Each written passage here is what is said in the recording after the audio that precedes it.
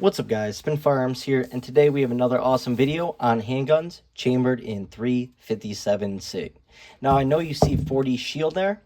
That's simply because this is one of my shields. My 357 SIG shield is actually having work done on it. But if you look at this right now, we have a Remsport 357 SIG conversion barrel in this thing. And I have about 4 or 5 of these conversion barrels, and they all run flawlessly. So this right here is chambered in 357 SIG. Now, what is 357 SIG? It is a bottleneck cartridge, basically a 9mm with a 40 size casing in the rear, hence the bottleneck name. Now you're getting a lighter projectile with more powder. So basically 40 with a 9mm round, like I just said, and the thing just absolutely rips. Plus you have a smaller round for better penetration through stuff like car doors and stuff like that, versus a larger round that has less speed and isn't as aerodynamic and can't get through barriers as well. Obviously 40 and stuff like that can still perform through barriers, but 357 SIG is just one of those rounds that's ridiculous, right? Now the number one thing people say why they don't carry this is because of the cost, and I get it. Box is $50 at the store for 50 357 SIGs. It's about $1 a round. But when you go online and actually do some research, you can find full boxes of 357 SIG for $25, $28, $30. And if that's too much for you, because basically 40 Smith & Wesson and 357 SIG have similar recoil. They're a little bit different, but they are pretty similar.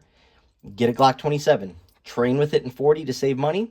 Carry the 357 SIG. It's really that easy. Anyways, today we're going to be talking about the Shield because this is an awesome competitor to the 33. Simply because this can function more as a light carrier, a thin carry. Now me, I like thicker handguns simply because of how it feels in my hand and on top of that recoil control. Therefore, I threw a Hogue grip on it. A lot of people say that defeats the purpose. For me, it doesn't, right?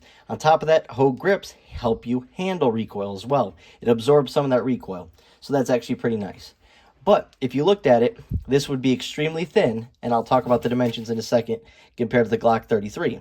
But then with the Glock 33, you get more capacity, but thicker, but still shorter, so less printing. And we're going to touch on all that. Anyways, the Shield, 6.1 inches long with a 3.1 inch barrel.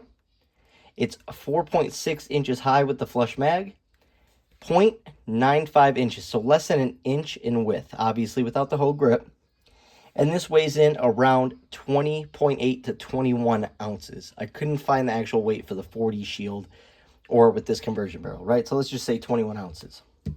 The Glock 33, chambered in 357 SIG, obviously. Oh yeah, this is 7+1. And I had to use a Mag Guts kit to do it. The max capacity you're going to get out of this handgun is 8+1. 9 rounds of 357 SIG is going to be good in any situation. People I've talked to who carried 357 SIG for law enforcement, stuff like that, said it's one of the best rounds they ever used and was one-shot stops compared to 40 and even 9mm, right? So right here, you have with the flush mag, 9+1. And if you guys want to see me shoot these two back to back, that review is up on my channel. The Glock 33 eats recoil like it's absolutely nothing, right? And this right here is going to be 6.42 inches long, and we'll compare them side to side in a second. So a little bit longer.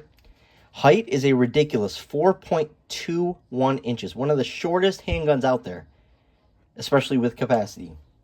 Width, 1.26 inches, and then weight is 21.87 ounces, so just a tad bit heavier than the Shield, which is pretty interesting considering how thick that slide is, right?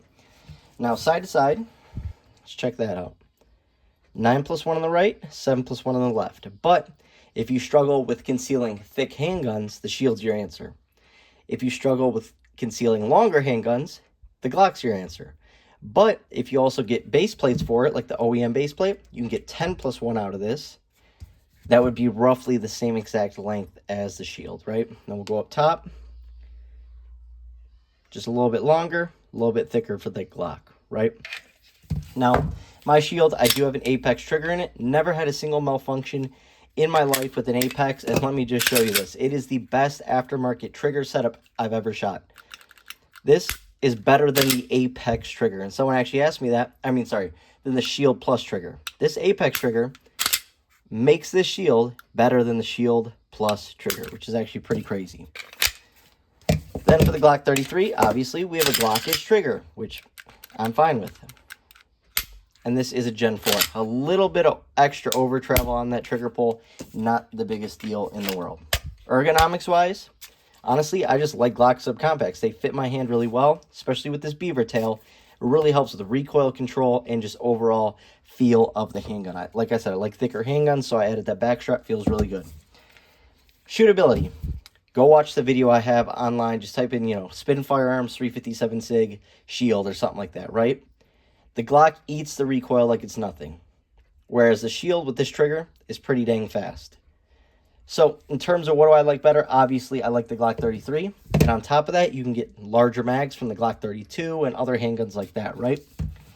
With this, like I said, you're stuck at 7+1 or 8+1 or even 6+1 with an OEM mag and 7+1 with an OEM mag. And you're going to ask me, what mags do you use for this? You just use the 40 Smith & Wesson mags. So they're readily available. I bought a bunch of them for like $20, $23, $26 on eBay. Zero issues, no problem. They're literally everywhere. Now, why something like this, right? Most of us carry smaller handguns for self-defense. When you read the ballistics on your box, that's for 4-inch barrels. That's for 4.5-inch barrels. You're barely ever going to see the velocity and foot-pound energy out of a short-barreled handgun, which most of us are carrying subcompacts, micro 9, single stacks, right? Unless you're the most tactical person in the world carrying a full size everywhere you go, because you are that dude, right? Anyways, so check out Ballistics on short-barreled with 357 SIG. This basically makes up for all that barrel length and more. So you can still carry a short barrel, and especially with a 3.4-inch barrel in a Glock 33, you get ridiculous foot-pound energy. Almost every round I carry has over 500 foot-pounds of energy. And what does that do? When you hit that 500 foot-pounds, everyone says, oh, it's not worth it. I'd rather have capacity, or I'd rather have 9mm. Well, what if I told you your first shot with that round, regardless of shot placement in most situations, would incapacitate the person to the point where they can't move, they can't continue attacking, and so on. Because when you hit that 500 foot-pounds of energy, there's a systematic shock to the body that basically prevents you from continuing. Even out of the Shield, I have some rounds that'll do over 500 foot-pounds of energy, which is absolutely ridiculous.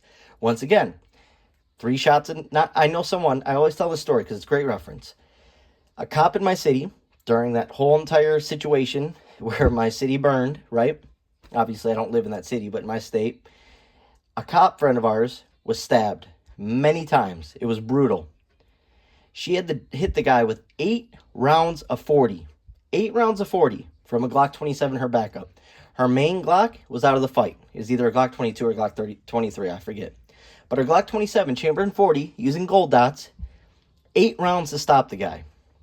Now, obviously, I'm not, because he was on stuff, whatever, mental breakdown, whatever. But with 357 SIG, there's a potential that it takes less rounds. So if you have to have something that is going to protect your life, your kid's life, and do it in a quicker amount of time, why wouldn't you carry it? Now, do I always carry 357 SIG? No, I don't. So that sort of makes me a hypocrite in a way. But I do carry it often. I carried this handgun for the longest as a main, as a work carry, not the specific one, my other one. But it's just a great round. It's just something to think about. And if you really want to do something special, like I said, get a Glock 27 or get a Shield 40 and just switch out barrels. It's the same ejector, everything, same extractor, everything.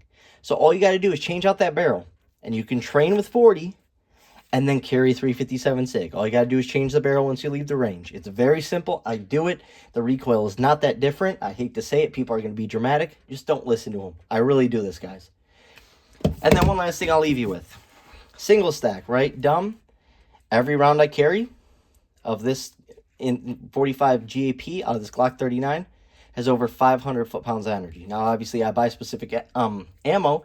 Even though it's 6+1, there's a great chance that all you need is 1 or 2 rounds, right, to end the situation. I'm just trying to help you guys improve your chances of survival for yourself and your families just by putting options out there. Hope you guys enjoyed the video. Thanks for watching.